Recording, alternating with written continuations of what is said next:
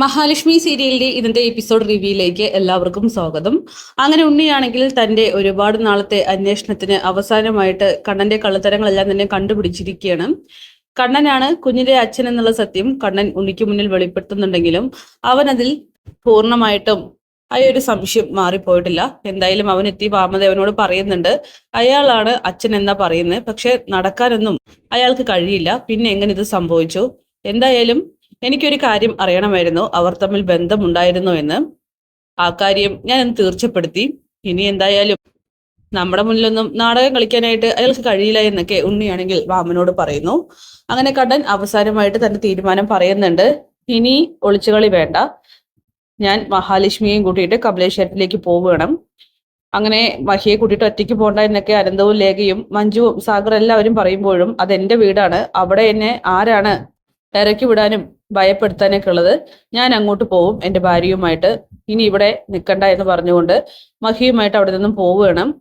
എന്തായാലും ഈ സമയം മഹി കണ്ണനോട് ചോദിക്കുന്നുണ്ട് എന്താണ് തീരുമാനം എന്ന്. ഇനി എൻ്റെ കുഞ്ഞിന്റെ പേരിൽ ഒരു പ്രശ്നങ്ങളും ഉണ്ടാവരുത്, അതിന്റെ അച്ഛൻ ആരാണെന്നുള്ള ചോദ്യം നിലയ്ക്കണം.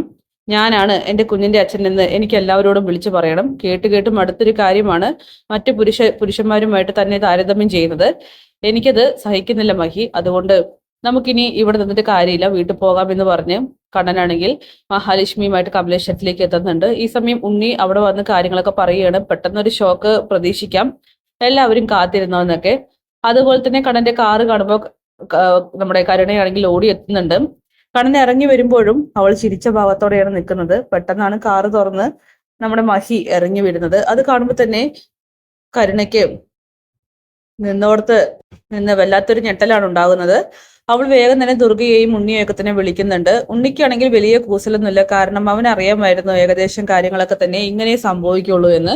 ഇവനെന്തിനാ ഇവളുമായിട്ട് ഇങ്ങോട്ട് വന്നിരിക്കുന്നതെന്ന് ദുർഗയാണെങ്കിൽ കരുണയോട് ചോദിക്കുന്നുണ്ട്. എനിക്കറിയില്ലമ്മേ, ഈ കണ്ണേട്ടൻ എന്തിനാ ഈ വിഷുദിനത്തിൽ തന്നെ ഇവളെ ഇങ്ങോട്ട് വിളിച്ചിട്ട് വന്നിരിക്കുന്നത്? ഇനിയിപ്പോ നമ്മളെല്ലാവരും പ്രതീക്ഷിച്ചതുപോലെ ഇവർ ഒന്നായോ എന്നൊക്കെ. അങ്ങനെ കണ്ണനാണെങ്കിൽ മഹാലക്ഷ്മിയുമായിട്ട് അകത്തേക്ക് പോവുകയാണ്. എന്നിട്ട് ചോദിക്കുന്നുണ്ട് എല്ലാവരും എന്താ ഇങ്ങനെ നോക്കുന്നത്? എടാ കണ്ണ, എന്താ ഇതൊക്കെ? എന്തിനാ നീ ഇവളെ വിളിച്ചിട്ട് വന്നിരിക്കുന്നത്? കരുണയ്ക്കാണെങ്കിൽ കോപം കൊണ്ട് നിൽക്കാനായിട്ട് കഴിയുന്നില്ല. നിങ്ങളെന്താ ഈ കാണിച്ചു വെച്ചിരിക്കുന്ന കണ്ണേട്ടാ? നിങ്ങൾ ചതിച്ചതല്ലേ, എന്തിനാ ഇങ്ങോട്ട് കൊണ്ടുവന്നതൊക്കെ വീണ്ടും മോള് ചോദിക്കുമ്പോ അതെ അങ്ങനെ വരുള്ളൂ, അങ്ങനെയാണല്ലോ വരേണ്ടത് എന്നൊക്കെ ഉണ്ണി പറയുന്നു. കണ്ണ, എന്താ നടക്കുന്നൊക്കെ? ഇവൻ ഒരുപാട് തവണ പറഞ്ഞിരുന്നു നീ ഇവളും തമ്മിൽ ബന്ധമുണ്ടെന്ന്, അപ്പോഴൊന്നും ഞങ്ങൾ വിശ്വസിച്ചില്ല. ഞങ്ങളെ എല്ലാവരെയും നീ വീണ്ടും കളിപ്പിച്ചിരിക്കുകയാണെന്ന് ചോദിക്കുമ്പോ അമ്മേ, ഒരു കാര്യം ഞാനിപ്പോ തുറന്നു പറയാൻ ആഗ്രഹിക്കുന്നു. ഈ വയറ്റിൽ കിടക്കുന്ന കുഞ്ഞുണ്ടല്ലോ, അത് എന്റേതാണ്. അതിന്റെ അച്ഛനെ ചൊല്ലി ഇനി ആർക്കും ഒരു തർക്കമൊന്നും വേണ്ട. എന്റെ കുഞ്ഞാണ് മഹാലക്ഷ്മിയുടെ വയറ്റിൽ കിടക്കുന്നത്. മഹി ഇനി ഇവിടെ താമസിക്കും. അവൾക്കോ അവളുടെ കുഞ്ഞിനോ എന്തെങ്കിലും ഒരു ആപത്ത് സംഭവിച്ചാൽ പിന്നെ ഈ കാണുന്ന കടനെ ആയിരിക്കില്ല നിങ്ങൾ ആരും കാണുക. എന്റെ ഭാര്യ ഗർഭിണിയായിട്ടുണ്ടെങ്കിൽ അതിന് പൂർണ്ണ ഉത്തരവാദിയും ഞാൻ തന്നെയായിരിക്കും. അല്ലാതെ മറ്റു പുരുഷന്മാരുമായിട്ട് അവളെ ചേർത്ത് വെക്കുന്നത് എനിക്ക് ഇഷ്ടമല്ല, കേൾക്കാനും താല്പര്യമില്ല.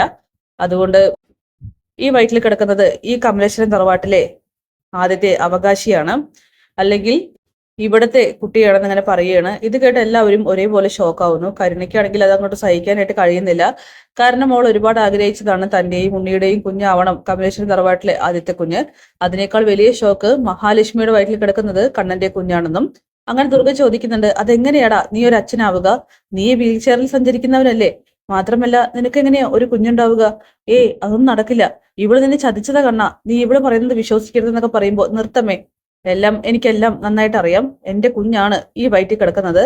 ഞാൻ പറഞ്ഞല്ലോ, കമലേശ്വരത്തിലെ കണ്ണന്റെ കുഞ്ഞ്, അതിന് യാതൊരു മാറ്റവും. ഇനി എന്തൊക്കെ തെളിവുകൾ വേണോ അതൊക്കെ ഞാൻ തെളിയിച്ചു തരുമെന്ന് കണ്ണൻ പറയുകയാണ്. താൻ വാടോ എന്ന് പറഞ്ഞുകൊണ്ട് അകത്തേക്ക് കൂട്ടിക്കൊണ്ട് പോകുന്നുണ്ട്. അങ്ങനെ ഉണ്ണിയാണെങ്കിൽ കരുണയോട് ചോദിക്കുന്നുണ്ട് എന്തൊക്കെയായിരുന്നു വിലപിടിപ്പുള്ള സമ്മാനങ്ങൾ, സാരി, മനസ്സിൽ വല്ലാത്ത മനക്കോട്ട കെട്ടലായിരുന്നല്ലോ, ഇപ്പൊ എല്ലാം തകർന്നു പോയെന്ന് ചോദിക്കുമ്പോ ഇയാള് മിണ്ടി പോകരുത്, എങ്കിലേ ചടങ്ങുകളൊക്കെ നടക്കട്ടെ എന്നിങ്ങനെ ഉണ്ണി പറയുന്നു. ഉണ്ണിക്ക് അറിയാം ഇനി കരുണ ഒരു നിമിഷം പോലും ആ നെക്ലസ് ഇട്ട് ഇരിക്കില്ല എന്ന്. ഈ സമയങ്ങളിലൊക്കെ തന്നെ അനന്തവിന്റെ വീട്ടിലാവട്ടെ ലേഖയാണെങ്കിൽ ആകെ വിഷമത്തോടെ ഇരിക്കുകയാണ്. കാരണം മഹാലക്ഷ്മി പോയത് അവൾക്ക് താങ്ങാനാവുന്നതിലും അപ്പുറമുള്ള വേദനയാണ്. അങ്ങനെ മഹീനി അവിടെ സുരക്ഷിതയായിരിക്കുമ്പോ അവളെ അവിടേക്ക് കൊണ്ടുപോകരുതായിരുന്നു എന്നൊക്കെ പറഞ്ഞ് ലേഖ വിഷമിക്കുമ്പോൾ അതിനിപ്പോ നമുക്കാർക്കും തടയാൻ പറ്റില്ലല്ലോ. സത്യങ്ങൾ എല്ലാവരും അറിയേണ്ട സമയത്ത് അറിയുക തന്നെ വേണം. ഇനി നീ അത് ആലോചിച്ച് ടെൻഷൻ അടിക്കണ്ട. കണ്ണൻ എന്തായാലും ഒരു തീരുമാനം എടുത്തു. അതിന് നല്ലതിനാണെന്ന് എല്ലാവർക്കും കരുതാം. പിന്നെ മഹാലക്ഷ്മിയുടെ കാര്യം അത് കണ്ണൻ നോക്കിക്കോളും. ഇനി എന്തായാലും മഹാലക്ഷ്മിക്കും കുഞ്ഞിനുമെതിരെ തിരിയാനായിട്ട് ആർക്കും കഴിയില്ല. കാരണം വ്യക്തമായി തന്നെ തന്റെ നിലപാട് കണ്ണൻ അവിടെ ഉറപ്പിച്ച് പറഞ്ഞിട്ടുണ്ടാകുമെന്നൊക്കെ ലേഖയെ പറഞ്ഞ് സമാധാനിപ്പിക്കുകയാണ് അനന്തോ. അങ്ങനെ കണ്ണേട്ട കാര്യങ്ങളൊക്കെ കുഴപ്പത്തിലാണല്ലോ. എല്ലാവരും നമ്മളെ കൊല്ലാനുള്ള ദേഷ്യത്തിൽ നിൽക്കുന്നതെന്നൊക്കെ പറയുമ്പോഴേക്കും തന്നെ റൂമിലേക്ക് കരുണയാണെങ്കിൽ ഇടിച്ചു കയറി വരികയാണ്. എടോ, ഇതാ താൻ തന്ന ഈ നെക്ലസ് അത് താൻ ഇവൾക്ക് തന്നെ കൊടുത്തെന്ന് പറഞ്ഞുകൊണ്ട് മഹാലക്ഷ്മിയുടെ മുഖത്തേക്ക് വലിച്ചെറിയണം. കരുണേ, ഇതെന്തൊരു അഹങ്കാരം നീ കാണിച്ചെന്ന് ചോദിക്കുമ്പോ തന്റെ നെക്ലസും തന്റെ വിലപിടിപ്പുള്ള സമ്മാനങ്ങളൊന്നും എനിക്ക് വേണ്ടടോ. താനേ ശരിക്കും ഞങ്ങളെയൊക്കെ ചതിക്കായിരുന്നു അല്ലേ എന്ന് പറഞ്ഞുകൊണ്ട് കരുണയാണെങ്കിൽ 4-5 ഡയലോഗ് അങ്ങോട്ട് വിടുകയാണ്. എന്തായാലും അതൊക്കെ തന്നെ പ്രതീക്ഷിച്ചതുപോലെ മഹാലക്ഷ്മിയും കണ്ണനും ഒന്നും തന്നെ മറുത്തു പറയുന്നില്ല. അങ്ങനെ കരുണ അവളുടെ ദേഷ്യം തീരുവോളം ഓരോന്ന് പറയുന്നുണ്ട്. അപ്പൊ കാത്തിരിക്കാം കിടിലൻ എപ്പിസോഡ്സിനായിട്ട്. ബൈ.